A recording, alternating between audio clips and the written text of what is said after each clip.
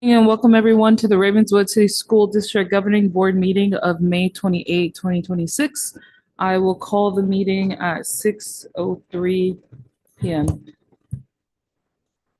We will move on to item 1B, which is roll call. Trustee Tavera, Present. Trustee Nunez is absent. Trustee Varghese Bloom. Here. I myself am present. President Shubomahin is absent, and we have quorum. I will move on to item number 1C, which is the approval of the agenda. Do we have any questions or comments?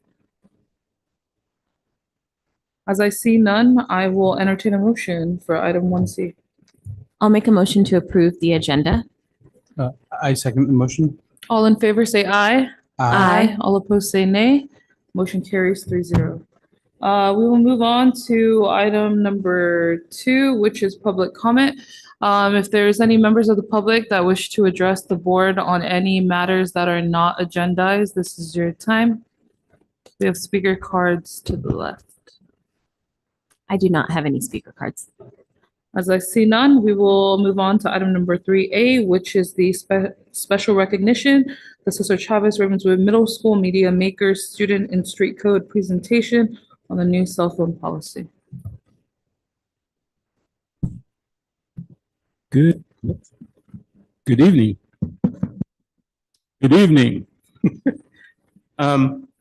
Solomon Hill, Executive Director of Technology, and I'm very pleased to show the work of our longstanding collaboration with Street Code Academy. We have done some great work over the years with them, from them really helping bail us out with tech support during the COVID, to helping man our maker spaces, particularly at Castaño. And they've assisted us with our take-home tech distribution. But what we're focusing on tonight has been a program at CCRMS Middle School, where they have convened a group of students to talk about the impact of the school and to gauge from the school how they feel about the cell phone policy that the board and the administration adopted. So what you're going to see tonight is a work of their creation. They're called the CCRMS Media Makers.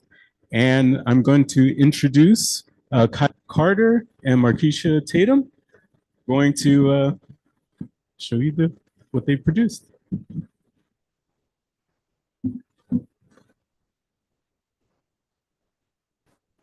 Thank you so much. And if I can also ask Athene to come up, one of our star students at CCRMS, one of your star students, I'll say. But Athene was an amazing student, one of a few handful we had the privilege of hosting, but also being educated by them to get some perspective, because I know this is a adult policy, but the kids are the ones who really experience it. So before we show the work, I wanted to give Athene the mic to give a little bit of just perspective of what they learned this quarter. Hello, my name is Itani Tamefuna, and this is my speech about the phone policy. And over my time at Street Code, I learned that at first, you might not want to do something because you can't do it, but when you learn it, it opens a brand new door of creativity. For example, when I entered Street Code, I never knew how to use the platform called Canva. But now, since I know how to use it, it opened the creativity door. So now I can make posters and videos. And what I want to be, what type of media maker I want to be when I grow up is an ambassador, because I like to represent my culture and my school. And with my voice, I want to impact kids' well-being and help them find their voice, their dreams, and help them strive in it. I enjoy learning now to use Canva because it opened a door to me, and it was a lot of fun making posters, and it made me feel creative. My favorite technology to use was Canva, and it was because it was very nice and at the time surprisingly easy to use. And I like that you can make videos and posters and they can be very beautiful. And the most exciting thing I did was interviewing my peers, because I like talking with my friends about the phone policy, and I've always wanted to interview someone or be interviewed. I hope the school I hope they can lighten the policy so kids can have phones out only in emergencies. And I'm done.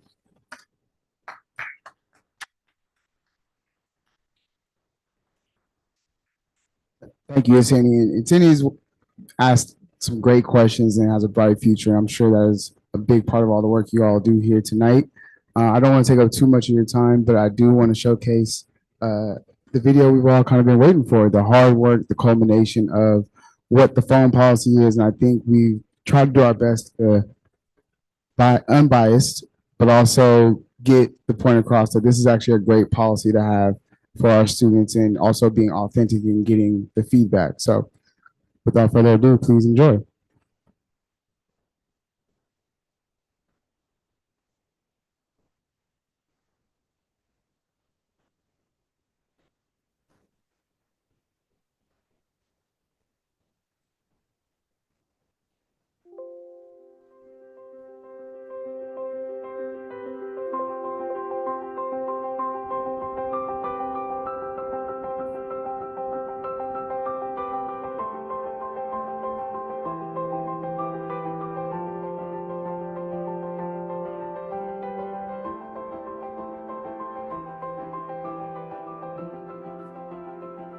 My name is Itani Tamefuna. My age is 12. I'm a student here at Cesar Chavez Ravenswood Middle School, and I'm a part of the Street Code Academy Media Makers. I'm Thayer Johnson, and I'm in the 6th grade. My name's Alea and I'm in 6th grade. I've learned that I could go to Canvas and create anything I want, and I've learned how to communicate with others.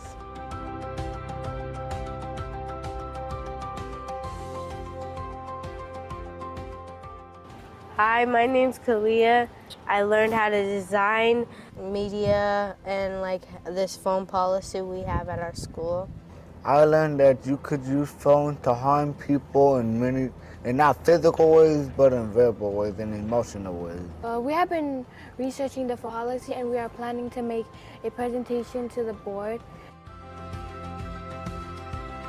We will be talking about the cell phone policy that has affected over 1,000 students in the Ravenswood City School District in schools, Belhaven, Los Robles, Castaño, and my school and Kalia School. CCRMS will not be using pouches like other schools to seal away cell phones. Students will be in possession of their cell phones while at school. Only if that cell phone is the safe phone provided by the district as of August 13, 2025. It benefits us by helping us think more, explore our creativity, and not depending on the phone and more on our thinking. It's not bad, I don't enjoy it, but I think it's better because kids aren't on their phones and kids aren't recording fights or taking pictures of other kids' face and posting it on social media. But then at the same time, I wish I could have my phone. What we've seen this year is that students are socializing more, engaging with each other, playing sports at recess and not just on their phones. I think it will help us by focusing more, better. No, I personally don't think it's good because what if there's an emergency or a lockdown? You need to contact your parents immediately. Well, I kind of need my phone to contact people. I know having access to a safe phone, which we gave out at the beginning of the year, has been helpful in terms of also knowing where your students are. I think the safe phone, is a good idea so you can contact your parents and to let them know you're at school. I don't think the phone policy benefits everybody in the school because it's hard to transfer your phone into a flip phone. Yeah, I think it's necessary for everybody to feel safe. Cyberbullying, TikTok and Instagram, and bullying, which can lead to suicide because cyberbullying can cause students to make memes photos. There's a lot of bullying just because like people like copy stuff off of like TikTok and stuff. They like bully each other for like no reason. Fighting videos. I've been seeing a lot of fights over stuff over Instagram and TikTok. Other students will say something to another student on social media and then they'll get mad about it and be trying to fight and stuff. They take picture of the other people. They can also spread rumors very fast, and with that can lead to the person being affected to think lowly of themselves and be very depressed. I know research has also shown that use on social media impacts mental health and depression and anxiety.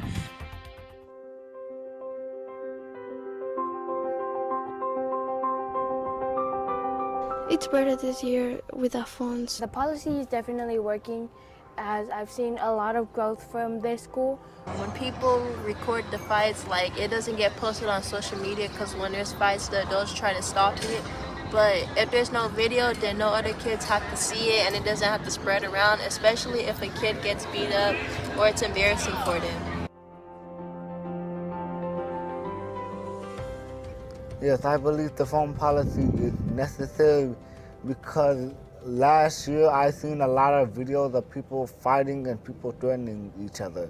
So not having cell phones has had a positive impact on our school culture, as well as students being able to connect with each other, connect with adults, and really have an impact that extends in the classroom as well as beyond.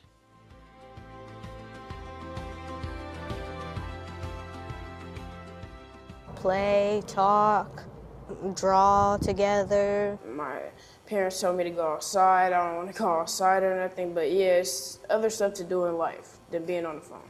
There's not a power struggle with phones inside of the classrooms, with teachers having to compete with the cell phones and students are more engaged. Actually, like, have more fun sometimes without your phone. The phone policy has allowed me and more students to be more active and engaged with the world around us.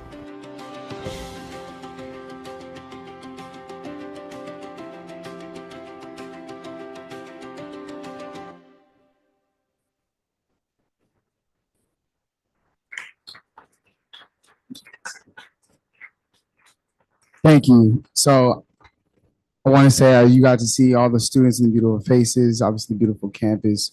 But what we've seen is the phone policy is working in a way that the students are even feeling it. And that's the thing that I think I see the most when we got to interview the students. And so the course of co-designing and asking questions, I think was a beautiful part around the academic side. But I think what we saw, like Ms. Thomas said, is the big culture shift, which is hopefully moving forward and getting students more active off social media, but also the things that are kind of affecting them and y'all in these meetings. So I'm sure this policy didn't come from nowhere.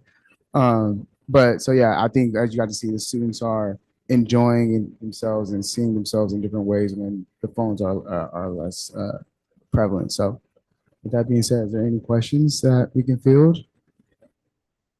Thank you for that. Do you have any questions or comments from the board? Just want to thank staff and also our community partners, Street Code, big fan for this work. I want to also mention to Denny, thank you for sitting before us today and reporting on the policy, that affects you in your daily life and your peers. And that takes a lot of courage. And so just thank you for being here. Excited for the continued civic engagement that you're going to continue to do. And again, Street Code, thank you for helping to coach and to mentor. And yeah, thank you. Thank you. Yeah, thank you for the presentation and for sharing and interviewing your peers. I know that change is difficult. And so this was like a year of change versus like already being in it. So thank you for taking the time and the effort to like show the video. And, people have been asking, well, how's it going? Because I know that we were one of our school district was one of the first school districts to make that type of policy before I think the state of California is passing laws on having that, right? So people are asking, well, how's it going? And now we have video and interviews that we can share so that we can answer some of those questions. So thank you for creating this. And I hope it's linked so I can send it out. Yes, just to add to that point, there are more things like those projects, the kids have created posters on Canva. We wanted these assets to be not only portfolio building tools for them, but these are also assets that you guys can use around the school, blow up. And so it kind of helps build that campaign. So all that stuff, expect more on the back end, I'll say, is the quick answer. Yes, thank you. And then these are questions that I don't think that I expect Street Code to answer at all. So I think this is more questions for like our team on the district side. I know that we are having like kind of a level setting year, right? And I've read different articles that have come out about how is this really helping kids? Is it not? Is the data moving? Is the data showing different things? I know some of the kids mentioned like fighting and fights and videoing fights and all that stuff. And so I'm just wondering, like, you know, I think that we can look at data from this year of like how have behaviors changed. And I think that's more of like from the district side of things of like, what have we seen in the middle school as we've changed this policy? How has behavior changed, or how has students felt more in community?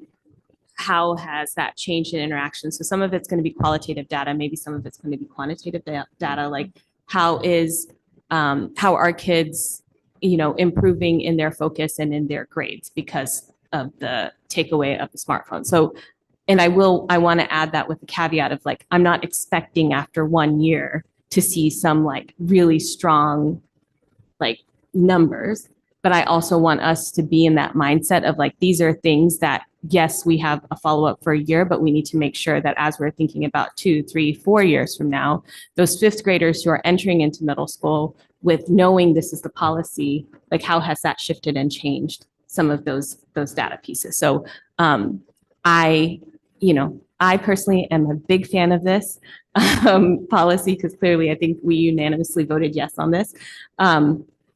And I think that as we continue this process, like for us to even think about it from that perspective of like, what are some, not just qualitative, but also quantitative data that we can have and then show throughout the years, months. And I wonder if that's a point that we can measure throughout our vital signs presentation, kind of incorporating it more into already existing points of measurement that we have across the board. I think that'd be ideal. Yes, so staff have informed me too that referrals at the middle school have decreased as well as a sense of belonging increasing this past year with the data we're currently collecting.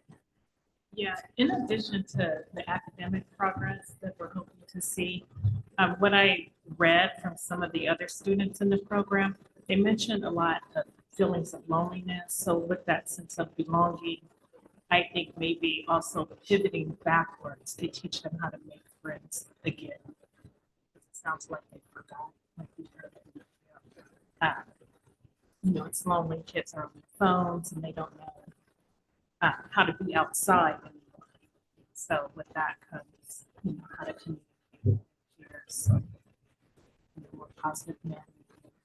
And then also, one of the other girls mentioned in our group, she got to make more friends by being outside. So there's, you know, some connections there. Yeah, but just being on the campus and during passing period, during lunch periods, and we have some middle school staff here, compared to last year, it was a phenomenon to be able to see the kids literally engaging with each other, playing basketball, playing on the swings at the middle school in a multi-generational park that was built for them. And like, or sitting at the table and actually having conversations, right? And that is visible, very tangible to see. Awesome. Thank you for the presentation. Thank you. Thank you so much for having us. Thank you. Have a great day, Solomon. Solomon's on vacation, everybody. We love to support vacation time off. Oh, yeah. With the student. I'm sorry. Yeah.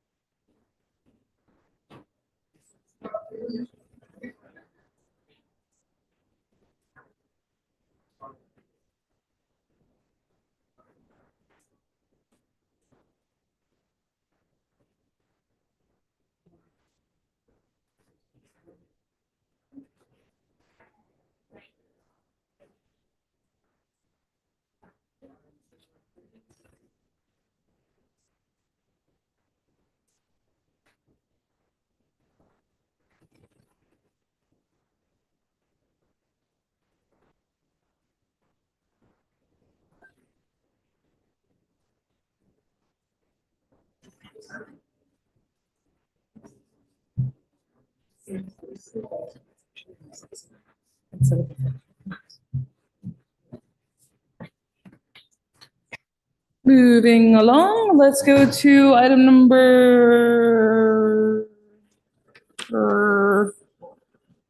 4, which are updates. We'll start off with board comments.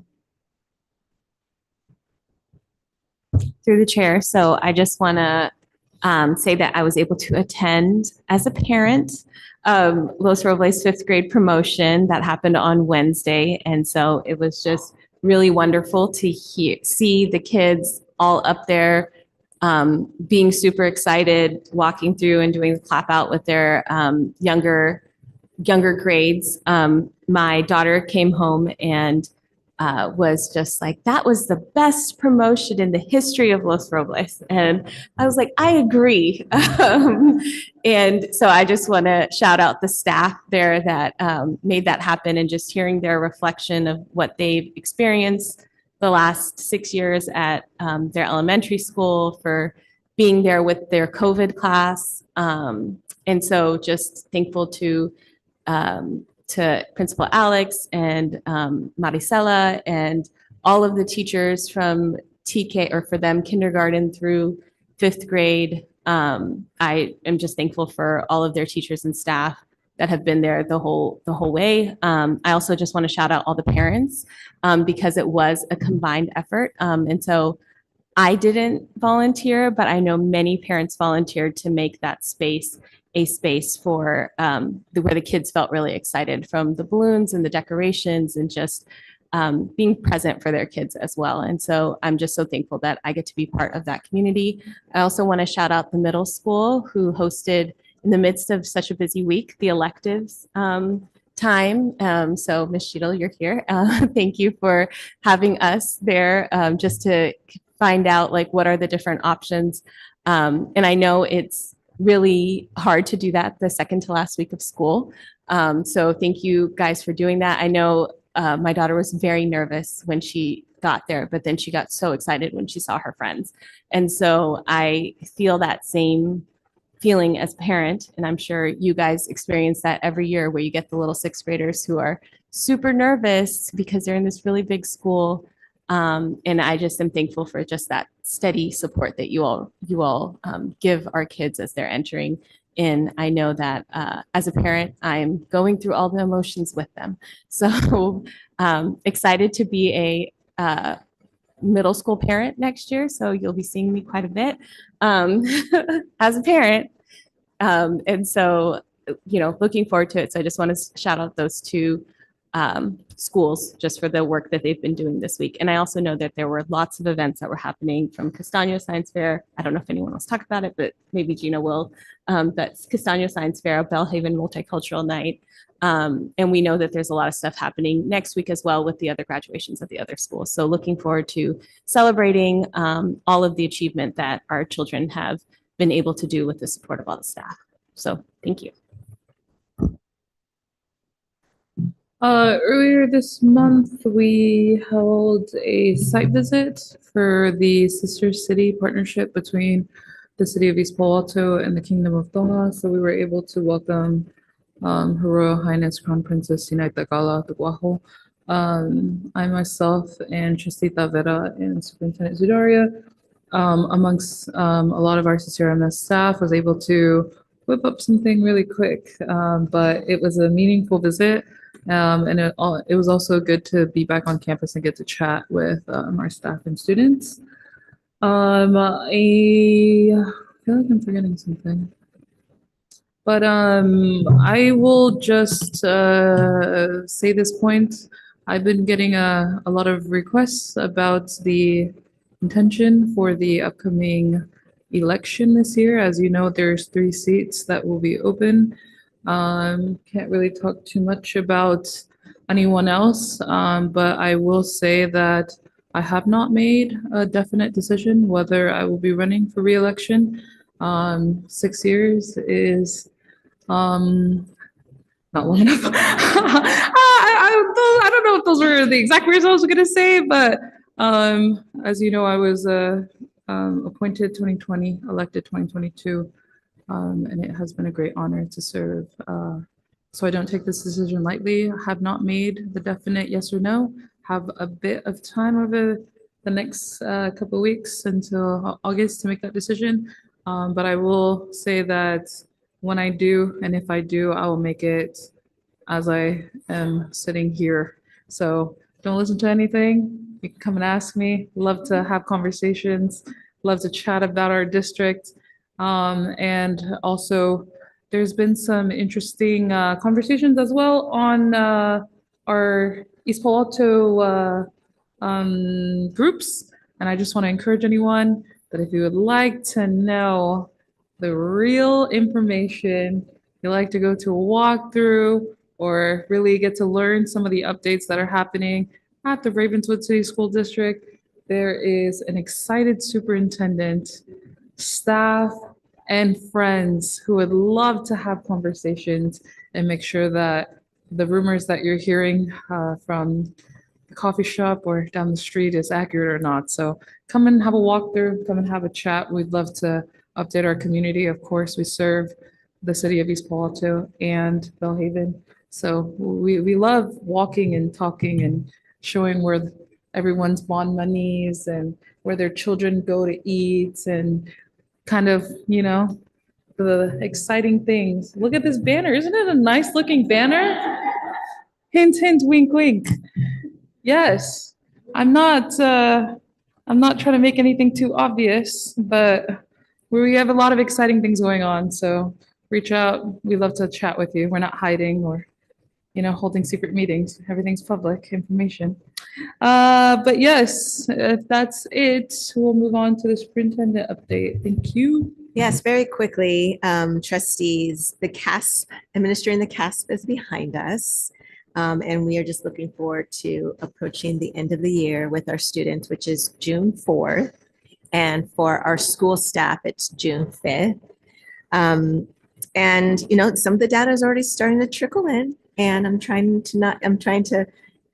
holding my breath, but I am optimistic. There's been a lot of hard work that our staff have implemented. And speaking of changes, as implementing policies, there's a lot of energy and effort that goes into shifting practice, changing some things that you are adamant about doing, and then learning and growing. And once we know better, we do better. And I'm just very proud of our staff across the board who are flexing their muscles and stretching literally their skill sets to do what's right for kids. And in addition to that, when I was on campus early this morning at Bellhaven, instruction is still happening in addition to all of the celebrations. So in between the celebrations, during that downtime in the classroom, even with, what is it, 5 more days of school? 5 more days of school, instruction is still taking place. There's so much stuff going on. I think yesterday, not only did we have Los Robles McNair promotion for 5th grade, we also had core values celebration at Costaño. We had multicultural day at Bellhaven. And then we also, I think Costaño also had a science fair yesterday. I was able to go in the evening and check out some of our science projects. And it was their 2nd annual science fair. So just really pleased about how the year is coming to an end. And I think staff is ready. But we are also already gearing up to be ready for next year. And also to consider what we're going to name Ravenswood Middle School. So I believe that's the next presentation. Thank you. Also, I do owe a number of students at CCRMS a pizza party. Well, yeah, you put that up. I need to figure that out. Don't worry, it's going to happen. Okay, thank you. It's gonna happen. I sent everyone home that day for your direction. Yes, that was my direction. Have you caught up on the pizza party? One thing at a time, you know, we got to close out schools, promote. Yes, so amongst everything that is happening, as you know, the rationale for why we want to pursue a name change. Oh, sorry, really quick, we're officially moving on to item number 6. Yes, thank you. First is at Chavez Ravenswood Middle School, again, based on the allegations of the Cesar Chavez, I want to say Cesar Chavez County, the allegations towards Cesar Chavez.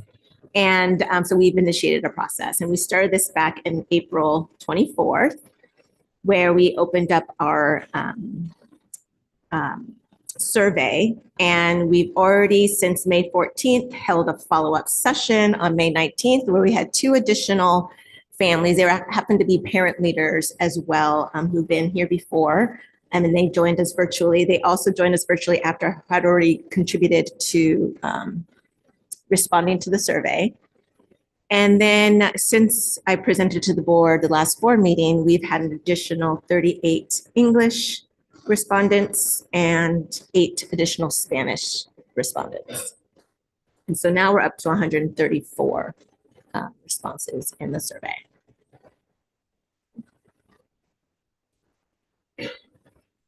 And this just reflects the different cycles. So when I presented to the board on May 14th, we finished cycle 1. And now as I'm presenting to the board on May 28th, we have finished cycle 2. And so the next board meeting, July 11th, I will share a recommendation from the staff to the board to consider, and also another opportunity for a public hearing for the community to be able to give feedback. And the goal is for June 18th for the board to come to a decision. Based on the surveys and also student input, as well as staff, you can see during the staff meetings and family engagement, you can see the number of respondents by who contributed. And so you can see the students are the largest percentage of contributors. The community members, staff members, and parent members also might have selected multiple identification. And then you can see the top main recommendations on the next slide. And again, 134 respondents, and you can see that Ravenswood Middle School is leading the way there with the breakdown that you see on the slides. 37 of the 42 adults that contributed to the survey chose Ravenswood Middle School. And I believe also RTA presented at the last board meeting the feedback that they also took a vote and suggested Ravenswood Middle School. And then there was different criteria in terms of what the school name should represent. And you can see the top selections. They could select up to 3. And state, national, global figure, or cultural and historical respect, or having it be inspirational for students were the top 3.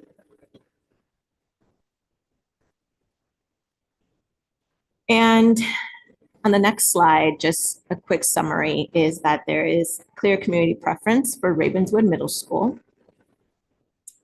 Also in the feedback in terms of rationale, there is opposition to naming schools after individuals, and just that there being a risk to doing so, as case in point. And then student voice was definitely included as having 106 students respond. And yeah, some of their suggestions were definitely peer influenced. Some naming themselves, and I will repeat myself again as I did the last board meeting. Some recommended that it should be called Omar's Kingdom.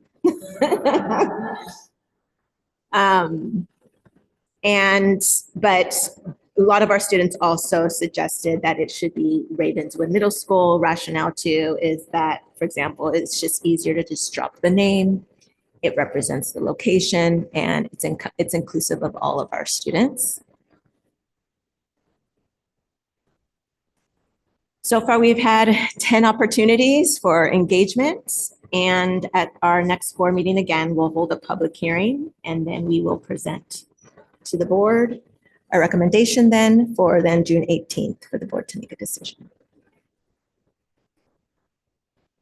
Thank you. Do we have any questions or comments from the board?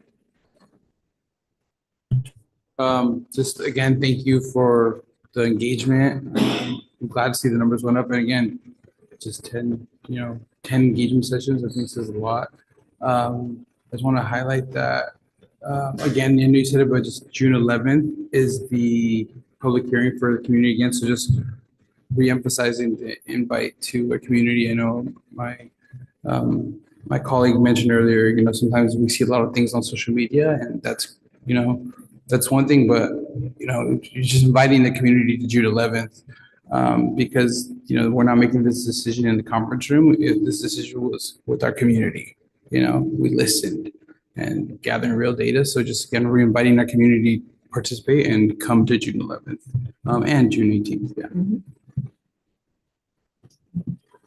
6-7 wasn't an option for school. June 11th. Let me say this one more time for the record. June 11th. I'll say it right in the camera. June 11th. Do not come to my Facebook page or my house saying that nobody didn't tell me. We must have said this June 11th meeting for a very long time, aside from all the other options. I'll write it on my Facebook page. I'll go to Hometown EPA. I'll go to EPA Neighbors, and I'll write it on the page too. But June 11th community is the day. After the 18th, there is a Dropbox where you can drop your comments off in there, but we reiterated it multiple times. Please come to the meeting.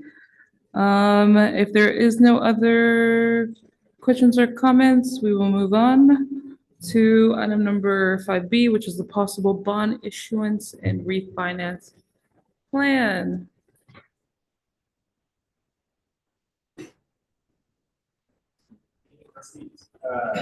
Preparation for next year.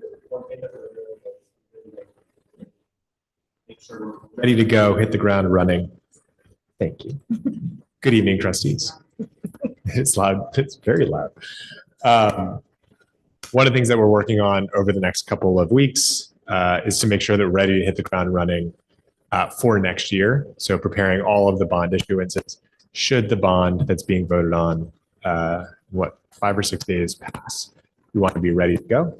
So we have Shin Green here tonight, who's our financial advisor, giving a quick update on what that issuance may entail, as well as some refinancing options that the board may be considering taking action on at the June 11th and the June 18th meeting. With no more further ado, here's Shin. Thank you, Shin Green of East Shore Consulting. Pleasure to be back before the board at this meeting tonight. We do have a lot going on with respect to the district's bonds, and tonight is really not about action, just kind of laying out the framework and a little bit of history, so we're all on the same page and reminding everyone of a little bit of the past. As an overview, the district in 2016 has been very active, looking to receive voter approval for bond measures in efforts to improve all of the campuses within the district. And has had 3 measures approved so far under Proposition 39, which has provided contribution of over $206 million to modernization and rebuilding campuses throughout the district. The district has issued all of the authorized bonds from all of the voter approved authorizations thus far, and is currently, as was noted, pursuing a 4th bond measure, that is Measure A, which is on the June 2026 ballot. The district should be commended. There's been a very rapid pace of school improvement completion, of project completion, up significantly from when we started out about 10, 12 years ago. And you've received state approval for a waiver previously of your bonding capacity limit in 2025, which allowed for the issuance of the final series of Measure I. If Measure A should be approved in June, the district would again need to go to the State Board of Education to seek an additional waiver for the issuance of additional bonds. At this time, there are 3 series as well of prior bond issuances from Measure H and Measure S in 2016 and 18 respectively that are eligible for refinancing and could produce meaningful savings for taxpayers. So over the next few months, we'll be taking actions that will include potentially authorizing the refunding of prior GEO bonds, potentially authorizing the submission of a waiver to the State Board of Education if Measure A is successful, and also authorizing, if successful with Measure A, the issuance of those bonds. For a sense of background, here are all the outstanding bond series of the district. As you know, we access measures typically in parts through an individual series to align with the construction planning so that we don't have money sitting in coffers that isn't being used. And currently there are 7 total series outstanding for the district across the 3 measures H, S, and I from 2016 through 2022. There are or were additional measures of the district in the past. Those have all been fully repaid. Those taxes have sunset. And so now we only have these 3 measures remaining. Each of the outstanding measures has generally outperformed tax rates, promises to voters, as well as been below the repayment cost estimates provided to voters. In fact, measures H and S were issued in better interest rate environments than we currently are experiencing, and require repayments that are materially less than what was estimated to voters, and will be repaid sooner than we told voters as well. So these are all good things, keeping the costs down and really outperforming promises made to voters. In fact, today, our combined general obligation bond tax rate across the 3 outstanding measures is $71 per $100,000 of assessed value. That's about 79% of the estimate provided to voters in total. So we are definitely outperforming on all the existing measures. And as each bond series is issued, they typically do allow for refinancing to occur 8 to 10 years after their issuance. And so that gives us an opportunity to even improve upon our great performance in the past. Down below, you'll see a table of the detail of rates by measure. But in total, we were actually at 78.9% of the total promise to voters. So have not broken through that rate promise yet in any measure. With respect to markets, as we're looking at this, there has been a lot of volatility lately, a lot of interest rate movement. Here is just a 2-year snapshot. You will see on the far right as we're exiting the pandemic, the inflation pressures that caused interest rates to rise subsequently fell with the change of administration in November of 2024. You can see that rates begin to rise again. That little heartbeat kind of shaped thing you see there is actually the day that tariffs were announced. That was a big mover in the markets and caused a big spike in interest rates. And we've been recovering from that since through about March of this year, when hostilities in the Middle East again put inflationary pressures in front of us and caused rates to start to move up.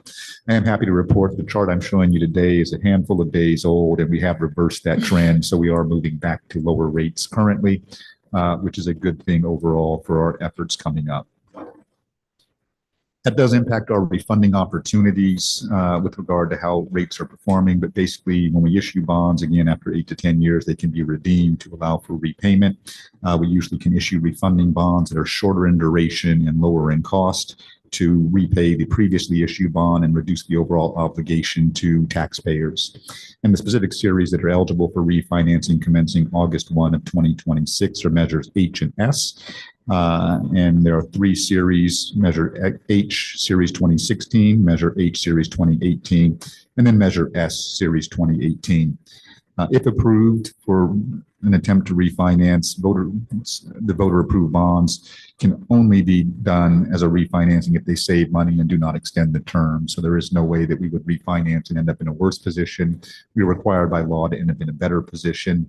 And despite current volatility in interest rate markets, we are looking at potential savings of approximately $4 million that be achievable through refinancing, which is not some small amount. It certainly have an impact on tax rates for the previous bonds.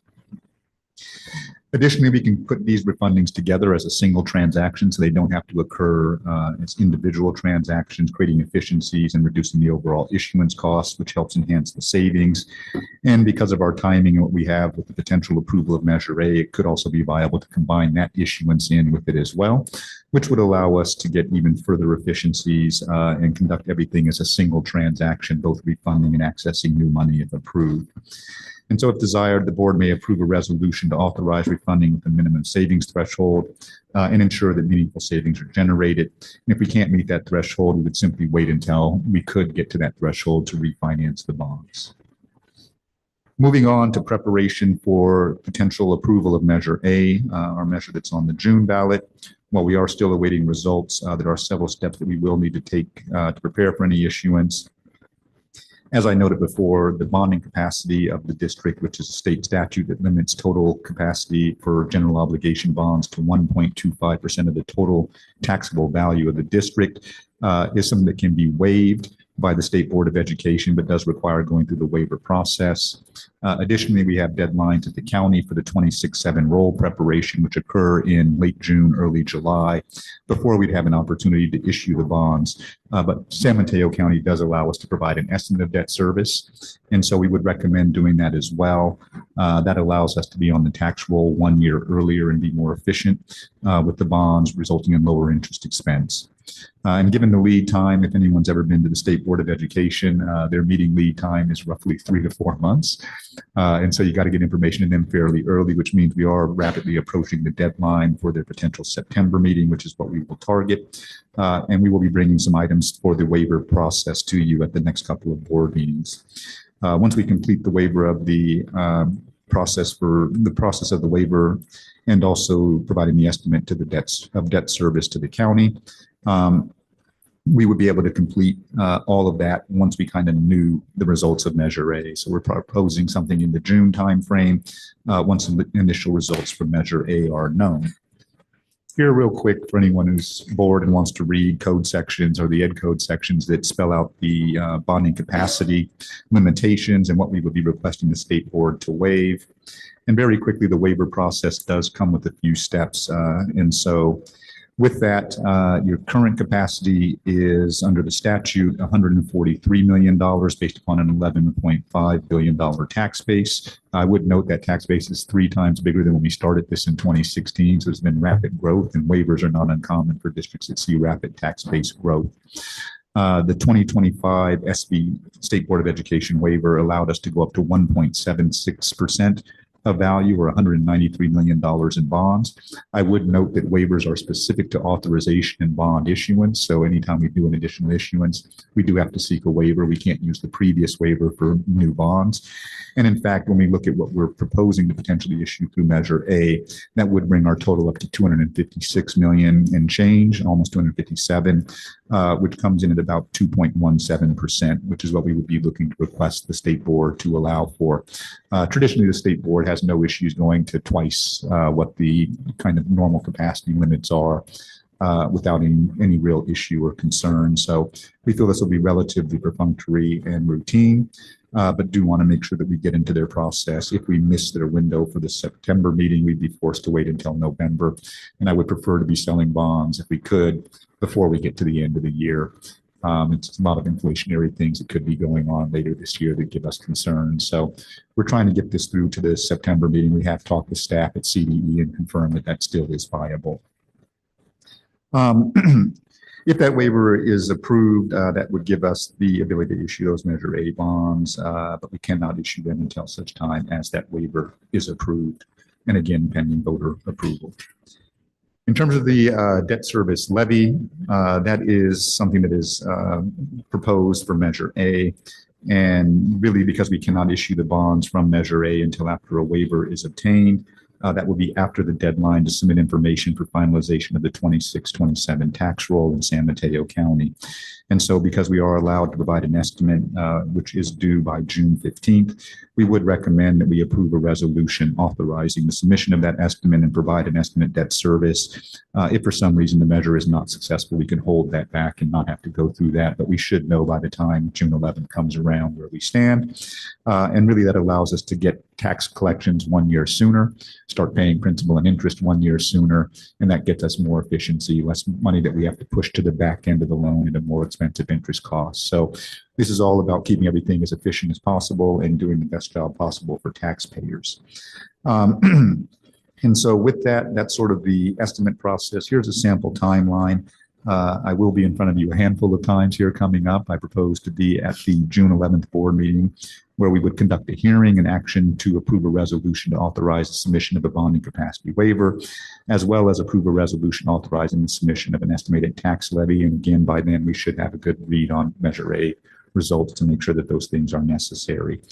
We will be back again on the 15th of June proposing to provide a resolution to authorize the refunding of prior bonds. And then in August, potentially a resolution to authorize the issuance of the new bonds if they are approved. We're going to split those up, one, to keep things manageable and understandable, but also we'll need certification of election results before we approve that resolution, which typically isn't available until July. And so that will kind of be our timeline. All this should culminate to completion in early October if we can follow the timeline and get all the steps taken care of. So in summary, the district has a very strong track record of performance with respect to its previous GO bond measures. We have used the community's investment to do a lot of these construction projects you see going on and a lot of the great things that are being done at the various campuses and beat all of our promises that we made to voters on each of those measures. So very pleased about that. We have an opportunity to improve upon that track record with potential refinancing. And we do have another measure that is under consideration, which if approved will require a waiver and potential submission of an estimate to make everything as efficient as possible. We will provide projections and additional materials over the next few board meetings on the refunding and potential Measure A bonds, but based upon the outcome, which will be based upon the outcome of the election and current market conditions at that time. But if successful, we will be probably looking to access the full amount of Measure A. You guys are moving through projects at a rate that you guys have not in the past, and really kudos to that. That minimizes inflation on project costs, keeps everything kind of more efficient. Again, that's our watchword here. And hopefully, if all this comes to fruition, we can culminate everything in October and provide you a wrap-up presentation at that time for all these matters. That's all I had. If there are any questions or concerns, I'm happy to answer those now. Or if not, I will be back at the next board meeting to see you then, and we can talk about it more at that time. Thank you. Do we have any questions or comments from the board? Through the chair, thank you for that presentation. I wanted to stop you a bunch of times to say, take a breath, please, so my brain can take a breath.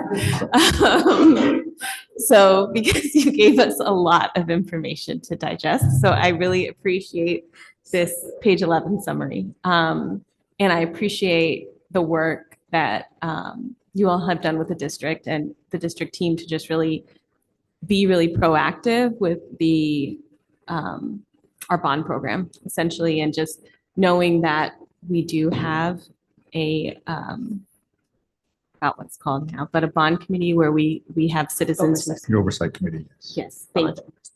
Say it again. Sorry. Bond oversight. Bond oversight. Thank you. I was like, I can't remember the name of oversight. Bond oversight committee where we do have members of our community who sit on that and, you know, have conversation and give feedback for the ways that we are using our bond program and taxpayer dollars. And so thank you for looking forward for us to have whatever we need in place so that after the election on June 2nd, whether the bond passes or not, everybody should go vote on or before June 2nd. That would be wonderful to vote. Whether it passes or not, that we have a plan in place to make sure that we can continue the work that we're doing for our community. And yeah, and you know, at the end of the day, we're always looking out for ways to save our community money. And that is what this presentation was for as well, to continue to use those bond dollars responsibly, effectively, and quickly, but also making sure that we're doing it with our community in mind and making sure that we are going back and doing things so that we can save them even more money. So thank you so much for that work and the presentation. And hopefully I understood everything and just, you know, said the right thing right now. And if there's any corrections you need to make, please do.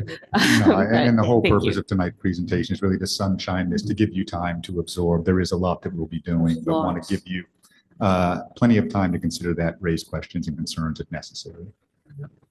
I just want to echo what my colleague just said. Well, first, thank you for the presentation. And I really want to emphasize what she said of worship proactive, and I really wanted to like highlight that because I've written that down. The things that I want to just share about this is what it is and what it's not. This is not us celebrating a win we haven't earned yet, right? So again, go vote, please go vote. But it is us being ready, you know, and being proactive, like she said, to deliver on the promise. So very excited for that. I'm really excited. One of our consent items, you know, that we're gonna look in a bit, but Chromebooks. Also, again, being proactive because our community deserves it. Our students deserve it. So again, thank you so much. Do you know how amazing it is to be able to vote in our country? Get out there and vote, everyone. Thank you for the presentation. As always, very thorough, and I really appreciate it. My favorite slide is slide number 8. You know me, I love it when there's a cross-reference to ed code or policy. It's going to be my favorite every single time. So thank you for that. As I see no other questions or comments, and we don't have any speaker cards, thank you. And of course, we will see you soon. Yes, thank you. And I also like to thank the staff here. I know there'll be some people leaving, but they've done a wonderful job helping us make this all come to fruition. It's not just us. It really is your team, and they really deserve a lot of the credit for this. Thank you. Thank you. Continuing on, Dr. Eager. Speaking of credit, let's talk about the Silicon Valley International School lease. Good evening. I think we're pulling up some slides. I'm going to talk as we pull up our slides, but we are longtime tenants longtime landowners of the Willow Oak School and the Menlo Oak School. We have been leasing out the Willow Oaks campus to KIPP for the last several years, and we've been leasing out the Menlo Oaks campus since 2008 or so to initially the German International School, I think at one point, now currently Silicon Valley International School, who's taken on that lease. That lease brings in material revenue to the district. And that lease is coming up for renewal. We have extended it several times. Silicon Valley International School expressed an interest in potentially moving off the campus to purchase a site somewhere else. And I'm pleased to report that they're, after a competitive bidding process was issued, interested in staying on the site for the longer term. The good news about that is it gives the district revenue stability. We know we're getting real revenue from a site. The challenge we have with it is the site is an old site and in need of serious repairs. It was built in the 1960s and really hasn't been, it's in similar shape to a lot of other campuses, which is to say it needs a lot of work. It's difficult for any tenant to do that work.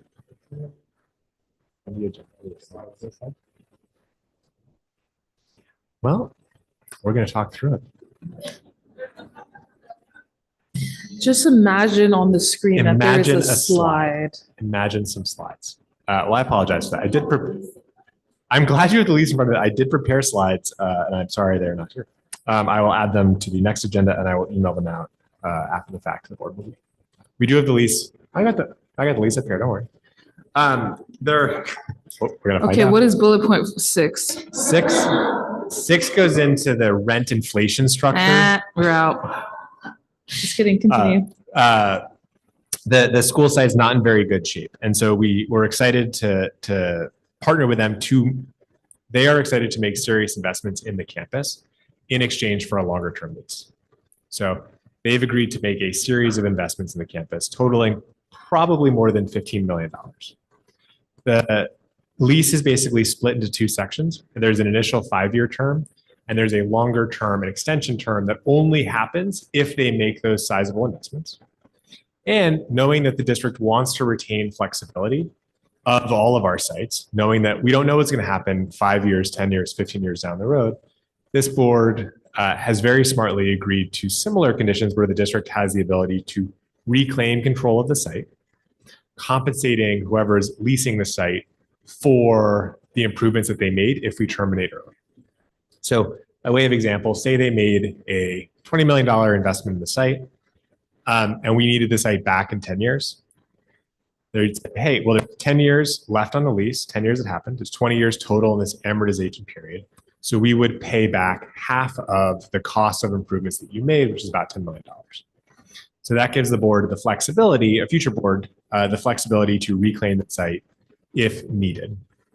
The rest of the lease largely remains the same as the prior lease, which has been working, I think, reasonably well with this particular tenant, with some sort of cleanups around language and some other pieces. I will say that the facilities subcommittee and the whole board at various points have also gone through a pretty robust analysis of is this a site that we feel comfortable and safe leasing in the long term? The slides that I do not have tonight did talk about sort of, as you look about where our students are, you look at where we have a charter school, Kip Valiant, we really are serving the needs of the whole community. And this is the site sort of most at the periphery of the overall district, which is why the board in 2008 decided to lease it, why we've continued to lease it, and why I think the board feels responsibly safe in leasing this site for the next 28 years or so.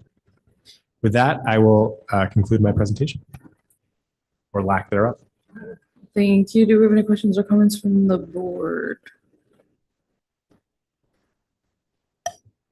No questions or comments. Thank you for your verbal presentation to us, Dr. Eager. And also just to highlight, you know, we've historically had very long leases of, for example, 99 years. And it's a lease that was grandfathered into this current board. And we have consistently made the commitment that we were not going to do that because we wanted to retain more power in the land. Because when it comes down to it, a lot of that power comes from owning land, and there's examples of that across the city. So this is one of our longer leases, but there's intentionality with it because of the things that you highlighted. So thank you, Dr. Eager and team, for the update. I see that this is an action item. No discussion? Okay, thank you. 6 is an action item. All right. Section 6 is entitled Action Items, correct? Good evening. Our first action item of the agenda tonight is the consideration to approve the agreement with Ravenswood Early Learning. This is a very exciting milestone and a very long time coming. We have been thinking about this as something that we've been noodling on, working on for over 5 years. And the board's taken a number of steps to kind of bring tonight to fruition. We talked about early childhood. What's the best way for the district to play a role in supporting this crucial need? What action should we take? Can we take? Eventually, the board decided to pass a parcel tax or put a parcel tax in the ballot, which was overwhelmingly passed. The board took steps to create a nonprofit that incubated within the district, and we used general fund dollars to support the creation of that organization. And tonight we're here with the executive director of that organization. So this is something we've been working on for a really long time. And tonight we get to actually allocate some of those incoming parcel tax dollars, which will actually start this July, to something that is going to, I think, meaningfully change early childhood within our community. So with that, I'll introduce Karen Pace, who's the executive director of Ravenswood Early Learning, for her summary of the agreement here.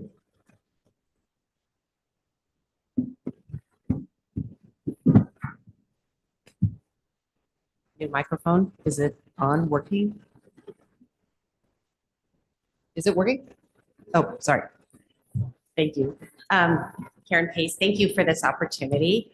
And these slides will feel relatively familiar because they're mostly repeats of what we have talked about, but condensed. So it'll be a relatively brief visual presentation, and I'll be thrilled to answer the questions and the comments you may have.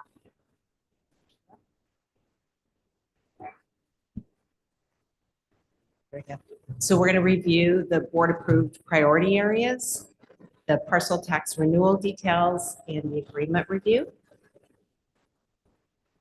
And the priority areas that we have been focused on and that were authorized through the bond language, not bond, sorry, parcel tax language, and under your direction include access and availability, affordability, enrollment, staffing, quality design, and community. And in the presentation I made 3 or 4 months ago, we went through pretty more extensive detail about what's included in all those initiatives, and I'm happy to answer questions. We are feeling really positive about the reception we're getting and community partnerships that are happening to support the work, and the acceleration of engagement with providers and families. The parcel tax renewal details was overwhelmingly approved by almost 79% of voters in 2024.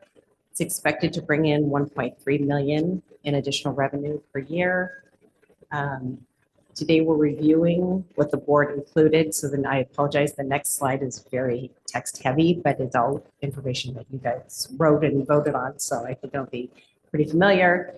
And then after the presentation today, there'll be room for further discussion. So the agreement review is mostly the exact same language that was in the parcel tax approval measure that voters saw and that was approved by the board, and includes the 6 areas that I reviewed that we are focused on. So I'm proud that the alignment of Ravenswood Early Learning's activities and impact exactly mirrors the 6 focus areas that were approved.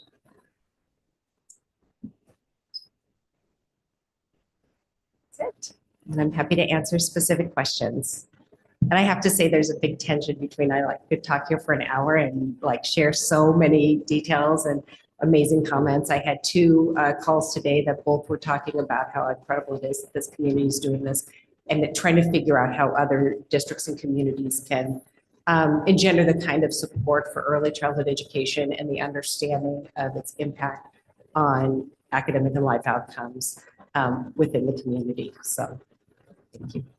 Thank you. Do we have any questions or comments?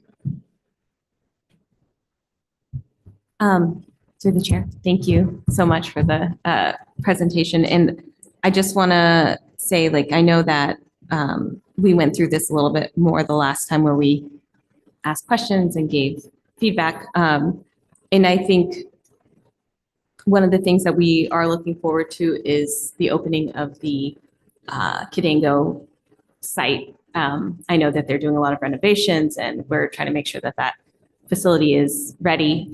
We being they, Kidango, is trying to make sure that that facility is ready. And I know that you all have done a lot of work. You specifically, Karen, have helped and done a lot of work, Ravenswood Early Learning, to really help that process move forward. And we know that that is a way that we are also investing in early care in East Palo Alto and Bellhaven, and just even the work that you've done on the Child Care Navigator. So if you're here for the first time, you can use your phone and scan the Schools and Child Care Navigator. That website is a really amazing website. And this is an example, another example of Ravenswood City School District being one of the leaders and one of the first to create something that should be replicated.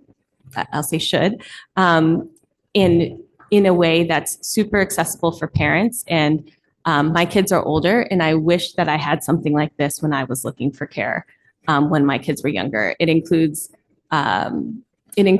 facilities, it includes home care, just the work that you're doing to really support and connect people with high quality, whether it's high quality training, high quality care, just support in navigating this process. So I do appreciate the work that you and Liz have been doing for a small team doing a lot of things. And so I just want to say that I appreciate that, and thank you for taking our vision and direction and giving us something very tangible that we can point to.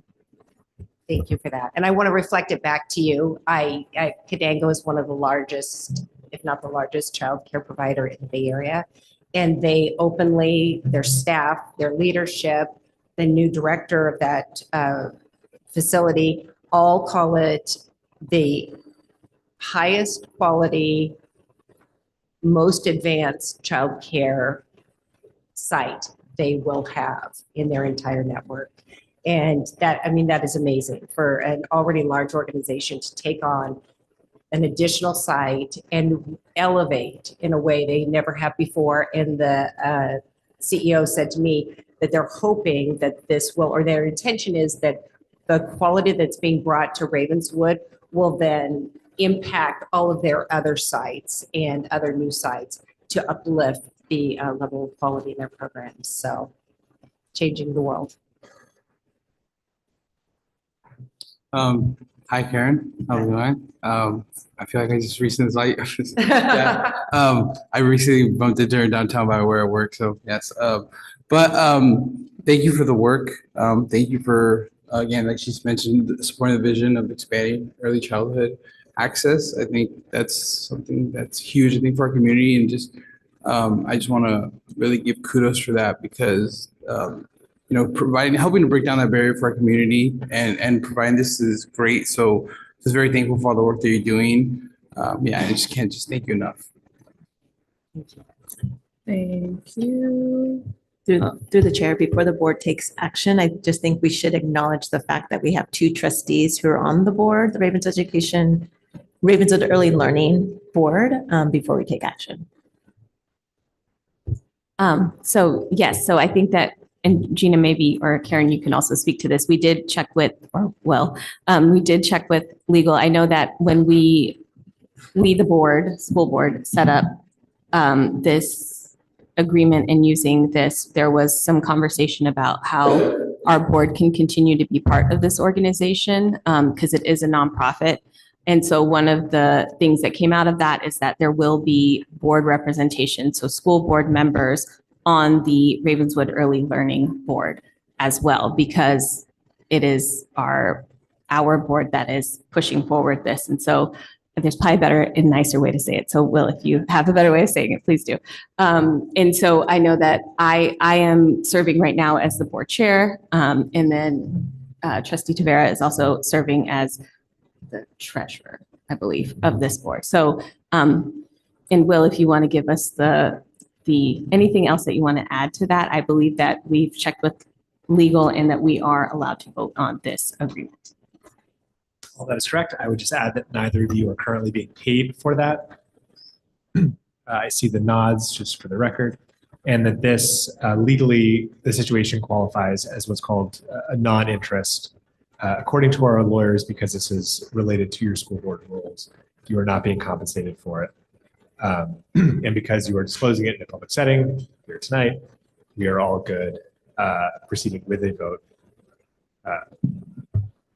You don't have to abstain from the vote. Yes, and maybe each of us can say it. So for the record, I am not being compensated or paid for my role on the board of Ravenswood Early Learning. Yeah, and likewise, I also want to disclose I'm also not receiving any monetary compensation. So yes. I'm just here to take the vote. So I would also add that the Ravenswood Early Learning supports the primary function of the board, which is to ensure our students are ready for school. with all that legal language, I will entertain a motion for item 6A, which is the consideration to approve the agreement with Ravenswood Early Learning. I'll make a motion to approve item 6A, the agreement with Ravenswood Early Learning. Thank you. And to the chair, I second the motion. All in favor, say aye. Aye. All opposed, say nay. Motion carries 3-0. Thank you. Moving on. 6B, which is the consideration to approve the San Mateo County Board of Education Candidate Policy Form and Resolution number 26-33, calling for an election to be held. See, I mentioned it earlier. I knew it was going to come back. Calling for an election to be held on November 3rd, 2026 for the election of 3 members of the Ravenswood Governing Board. Yes, so trustees, the state requires that each school district delivers to both the county superintendent of schools and the county chief elections officer a resolution known as specifications of the election order no later than July 6th. The resolution must include the date of the election, the purpose of the election, and the authority for ordering the election. And each school district must also provide the county chief elections officer the following information. Just the elective offices to be filled, and we have 3 specifically, and our seats are at large. And then we also must state, the policy statement must include whether the candidate statement will be limited to 200 or 400 words, and in practice, we have done 200 words. And whether the candidate or the jurisdiction will pay for the candidate statement, and the candidates are to pay for their own statement. And if there is a tie vote, whether or not it is determining the winner by lot or runoff. and we do it by lot. Thank you. With that, I will entertain a motion. Actually, just Chair, I might be wrong. Maybe I'm seeing something different, but on the service agreement, I just want to know, I think we're missing a 6 after in the PDF. It says entered on 28th day of May 22. I think there's 6 missing right there. And which? On the which service document? agreement and the attachments for this agenda item. And what page? The first page, like the very top. Oh, it says 2026 in the Okay. attachment. Okay, that's why I mentioned, I might be seeing wrong because mine just says 20. Oh, and 2. yes, yes. Yeah, so. Yeah. Maybe on the iPad. Yeah, maybe. So, okay, just want to make sure with that. Thank but, you. Okay. All right. Any other questions or comments? Good catch. I will entertain a motion for item 6B. To the chair, make a motion to approve item 6B. I'll second. All in favor, say Wait. aye. Oh, resolution number 2633, calling, a resolution for the Ravenswood City School District calling for an election to be held on November 3rd, 2026 for the election of 3 board members of the governing board. All in favor, say aye. Aye. All opposed, say nay. Motion carries 3-0. Moving on to item number 6C, which is the consideration to approve the tentative agreement with Classified School Employees Association, CACA, Chapter 303.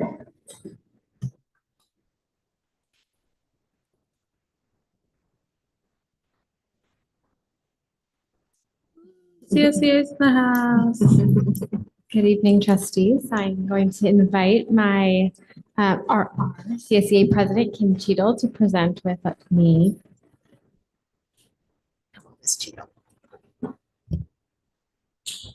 Don't be scared, you know all of us. Thank you. Thank you. Well, I'm thrilled that you're joining me this evening. And I do want to take a moment to acknowledge and appreciate the CSEA negotiations team for our very collaborative negotiations this year.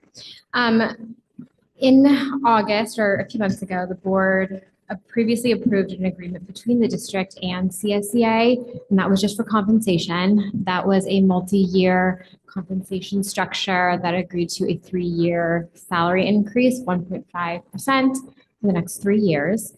Tonight, we are seeking approval on the other negotiated items, which are Articles 5, 12, and 17.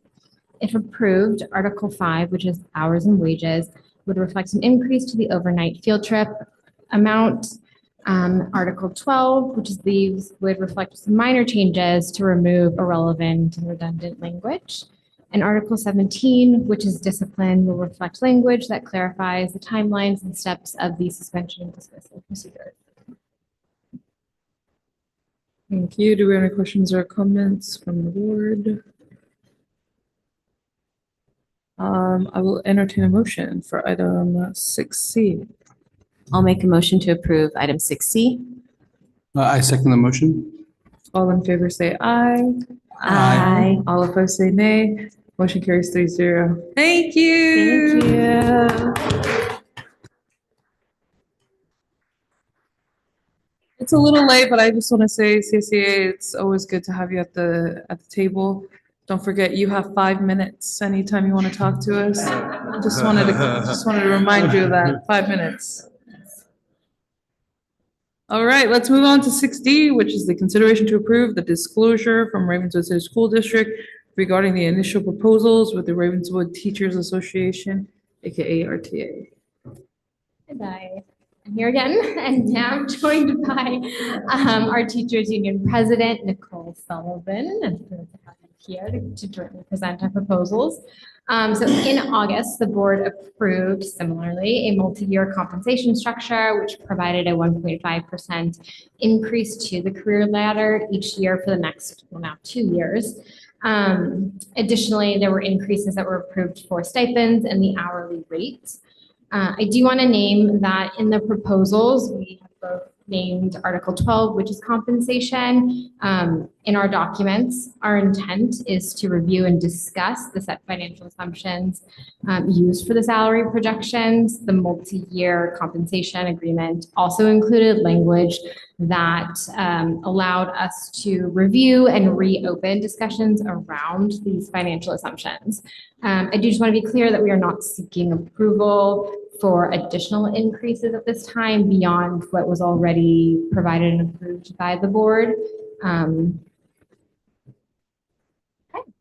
so if approved this evening, the board would allow us to formally begin negotiations for the upcoming school year. Thank you. Do we have any questions or comments from the board? So I see none, I will entertain a motion for item 6D. I'll make a motion to approve item 6D. To the chair, second the motion. All in favor say aye. Aye. All opposed say nay. Motion carries 3-0. Thank you.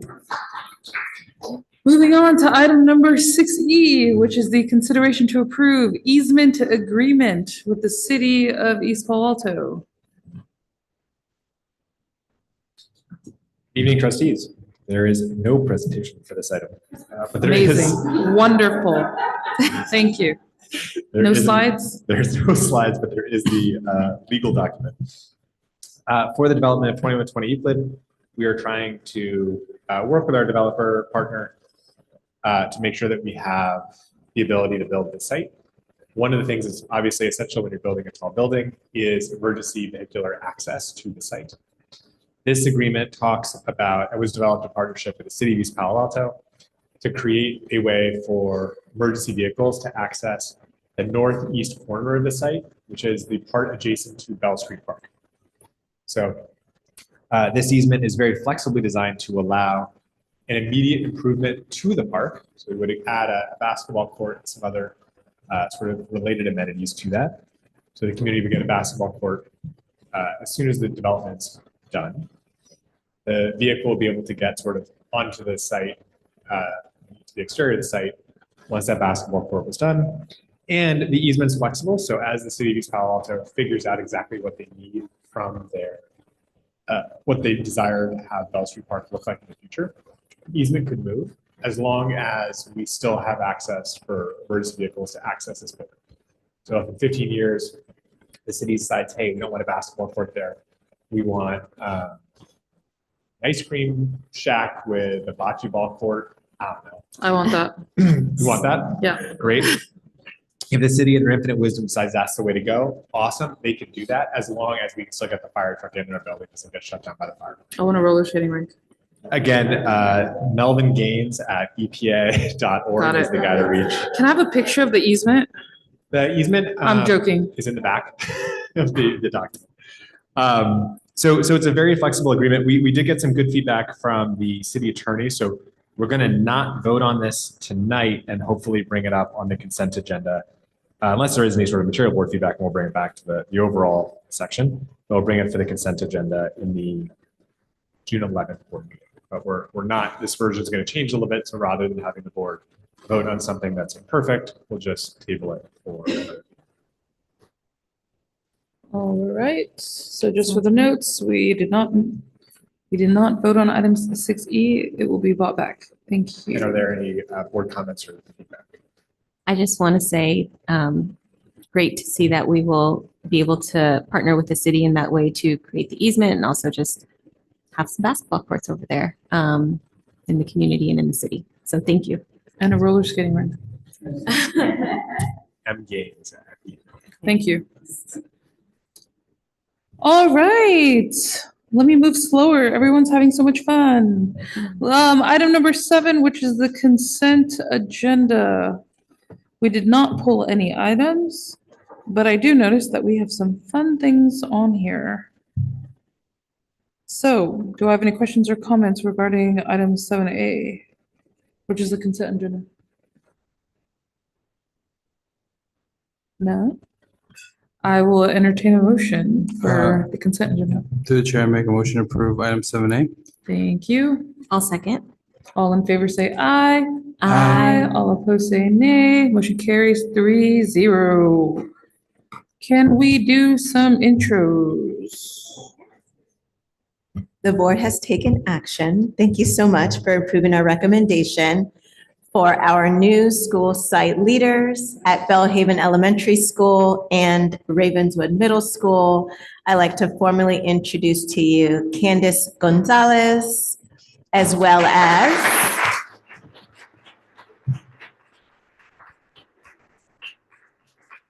Brianna Page Richards, who goes by Paige.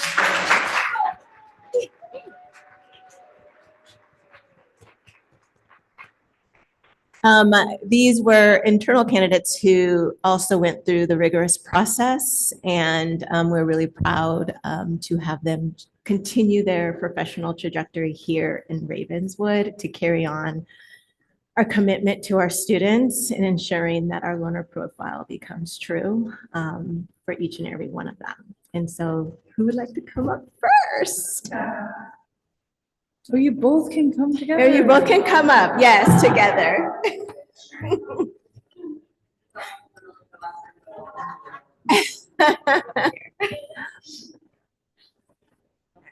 So, just a quick little thing. So, good evening. I'm incredibly honored and excited to serve at Bellhaven as its new principal. I recognize and deeply appreciate the care, dedication, and hard work the staff and leadership have already invested in supporting students. I look forward to listening, learning, building relationships, and continuing that important work ahead in partnership with.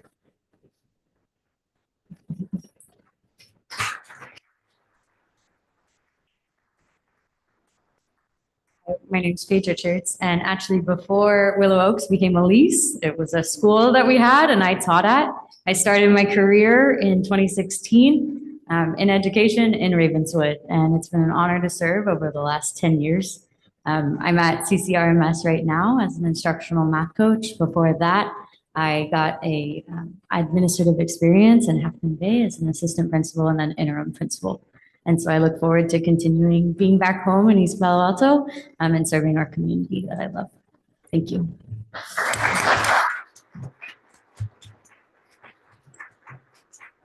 Words. Through the chair, I just want to say welcome, congratulations, Ms. Richards. I'll be at your school. As a parent. As a parent. Or as a school member. As a school member. Should differentiate. And I am excited for you all to join the team and just to, and join the team in a different way. And one of the things I know that our board does is we ask a lot of questions. And I just am saying this now from up here when, welcome you in, knowing like we are asking these questions because we care about our community and we want to make sure that we're moving forward and we're always moving that needle forward. So we thank you for going through that process and, interviewing and interviewing and interviewing, answering lots of questions, I'm sure, during those interviews, and just know that that is preparing you for the questions that we ask from up here. And I also want to just say for myself and for other board members, we're doing this because we're also part of the team, right? I don't want, me personally, I can speak for myself, like I'm not a guest at the school sites. I am a parent, I'm a community member, I'm someone that deeply cares about education and our students and making sure that everything around those students reflects that care. And so the standard that we hold for you all is the standard that I hold for myself. And so when I come and I'm asking these questions, I'm always asking because I want to work together to make sure that we have the things in place to get the things done that we want to get done. And so when we're up here and we're reading packets or getting verbal presentations and reading agreements and making these decisions, we're making it because we care about the community and we want to see that reflected in the work that is done. And we can't actually go out there and do the work. And we are the boss of one person, which is the superintendent. And that's it, right? And so the questions that we ask you all, we have asked her as well, right? And we are asking ourselves that as well. And so just know that we see the work that you all have done, and we know that there's going to be a lot of work that you guys continue to do and the ways that you're going to uplift and just reflect the amazing work that our community has already invested in you, really, right? You're going to be reflecting that back and continuing that investment. So just thank you for stepping into these roles. And I'm encouraged and I'm excited. And I also am just going to say, when we ask those hard questions, and Rhonda can speak to this too, as the principal of Castagna, we see you, know that we're here in partnership with you because we want to make our classrooms, our kids, and our community stronger. So thank you for that, saying yes to that and partnering with us to do this. Thank you. Congratulations to both of you. Again, very excited for you both. Enjoy today. Not saying don't enjoy tomorrow, but keep working. Because I think there'll be a lot of stretch, growth and stretching. So we're again very excited for both of you, and I think she said it all very well. I think our district, our staff, our leadership, this board, our superintendent, I think Ravenswood is setting a new standard, and because we care, because we're held accountable by our community, and thank you for both of you because you're going to help us set that standard. And again, that's what we're expecting. And we won't accept anything less because our community and our students and our families deserve that. So thank you. And we're excited to continue work. Yeah. Thank you. I just want to say, all jokes aside, welcome back. And I'm really excited for you both. And I mean it from the bottom of my heart. I hope you stay a really long time. We really want to foster and help support your growth in whatever capacity that may be. You both are going to be leading some very important school sites, and we don't take that lightly. And so if there's any ways, and I believe that there's so much trust and respect that happens when you have very hard conversations. And as hard as those conversations might be for you all on the school site level, it's hard for us here as well when we are passing policies and doing the things that we as board members have to do. But we also know that you all as site leaders have a lot of things that you all have to do day in and day out. And so I just want to encourage you all for the road ahead.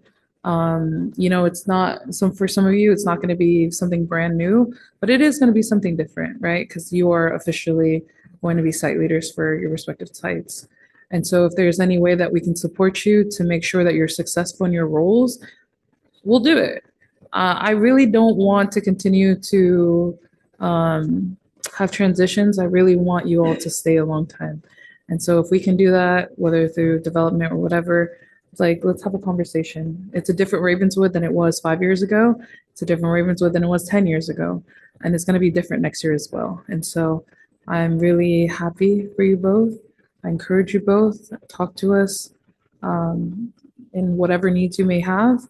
And to the best of our capacity, we'll make sure that you all are successful. And we'll continue to also support our existing site leaders as well. I believe it's coming into a new era.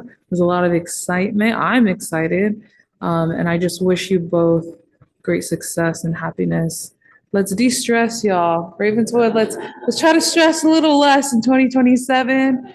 Let's try to, enjoy and smile a little bit, I feel like we're going there, but next year I really want it to be a party, but like respectfully, you know what I mean? But let's have more positive articles going out, more positive. But good luck. If you see us, don't be afraid of us. I know it seems like we're mean. We're not. We're really not. Jenny is really funny. But yeah, we're really approachable is what I'm saying. Don't be a stranger. And if we come to your school site, don't feel like you have to put on shows or anything. Treat us like some volunteers. You need us to go pick up trash. That's fine. We'll do it. But yes, hold us to it. Hold us to it. But yes, awesome. Let's move forward. Moving on to number 8, which is closed session. Yay, our favorite time. before we go into closed session with our favorite Joan, I will open, do we have any speaker cards? If you wish to address any, if you wish to speak on any matters that will be discussed during closed session, this is your time. There are no speaker cards. As I see none, we will go into closed session at 7:38 PM. Thank you.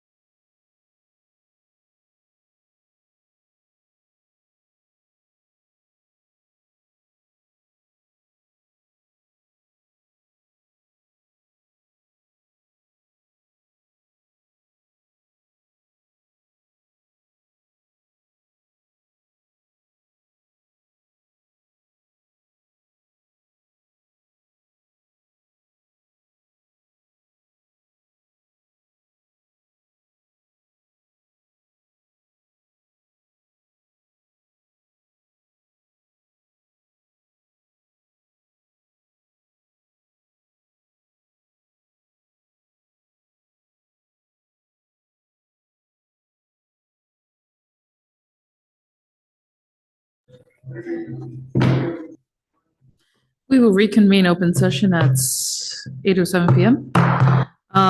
In regards to item 9, return to open session. For item 9B, for item 8A, the board discussed. For item 8B, there was discussion. For item 8C, there was discussion, and that is it. Moving on to item number 9C, which is the consideration to approve resolution number 26-32, board member excused absences. I will entertain a motion for item number 9C for trustee Nunes and President Shabomaheen. To the chair, make a motion to approve item number 9C. Thank you. I will second resolution number 26-32, board members excused absences, whereas Ed Code authorizes each member of the governing board, and so on and so forth. All in favor say aye. Aye. All opposed say nay. Motion carries 3-0. The next regular board meeting will be held on June 11th, 2026 at 6 PM. I will adjourn the May 28th regular board meeting at 8:08 PM. Thank you.